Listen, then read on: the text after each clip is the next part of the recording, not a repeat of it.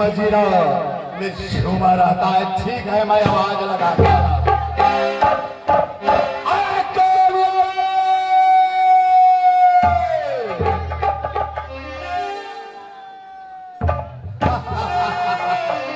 आवाज बहुत दूर से आता है मेरे कानों।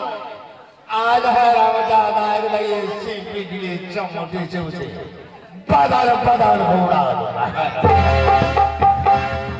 सवाल लगाता है।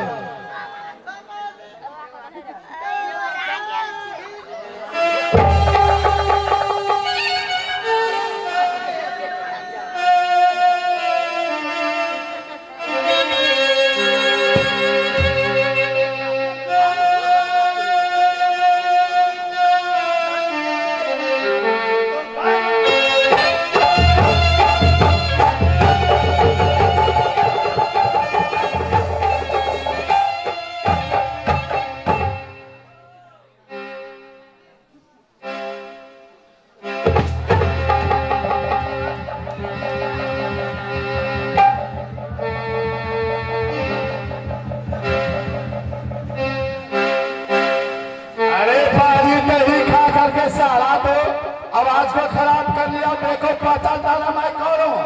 अभी तक तुम्हें पहचाना नहीं, पहचाना है बताओ।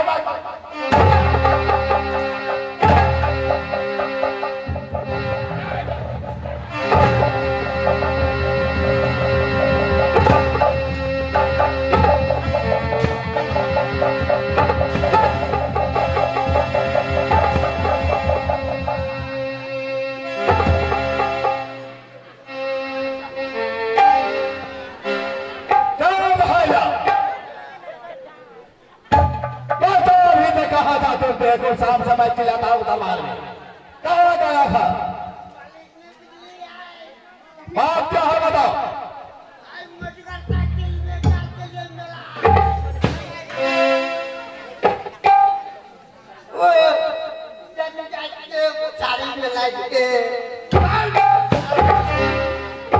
अरे देखो भूलने बाबू भैया को सामने में सारा तो मुझे लिजित करता है।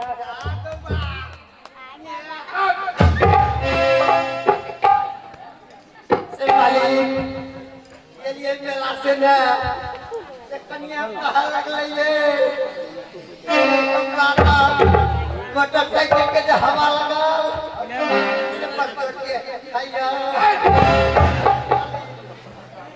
काले हमरा दिया। अरे तो भागनी का सेवा करता है बाजी।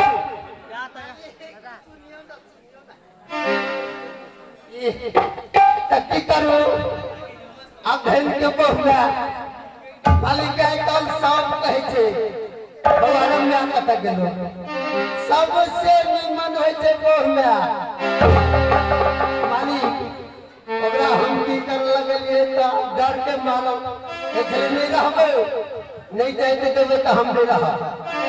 आप की करो हारले भंसिया के जाता लगल ये मालिक तब ये मेरे भगत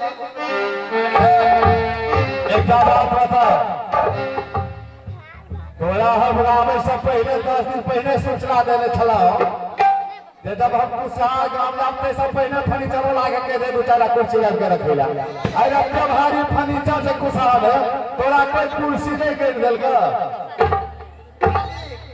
कुशहा के जब मैं फर्नीचर से गेले 60 मांगू। अरे देखो भाई बतरा जिबिया ले पड़े काठमांडू चल गए 60 मांगू।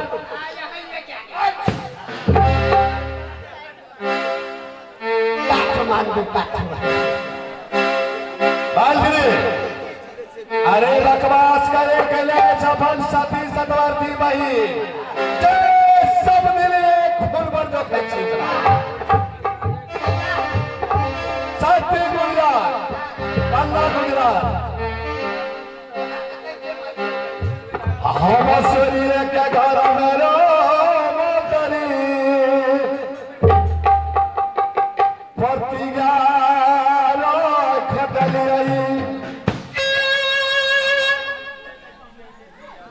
जे कोई छतरिया होगा माई का लाल सब तक बजा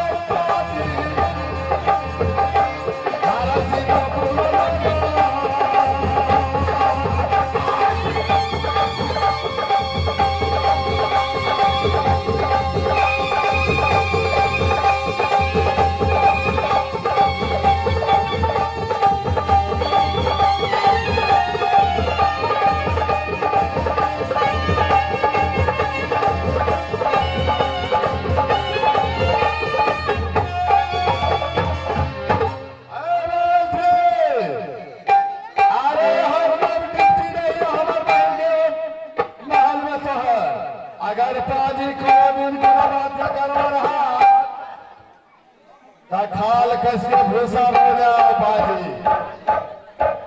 सबके रखवारी लेब मालिक,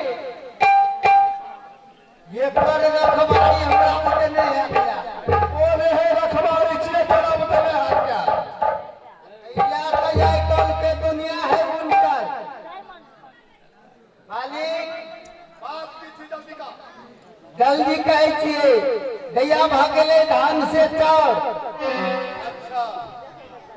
अरे वो बात तो हमरो दिमाग में जहां वहां जवान भागे फिर भी बात पातिया रख रहे छी सोई घर में। हमर विचार से मालिक एकटा लड़का खोज के निमन से विदा के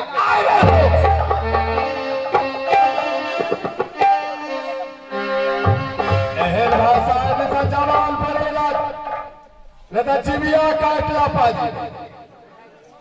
एहने मालिक के घर में हुरा चुकै से हो।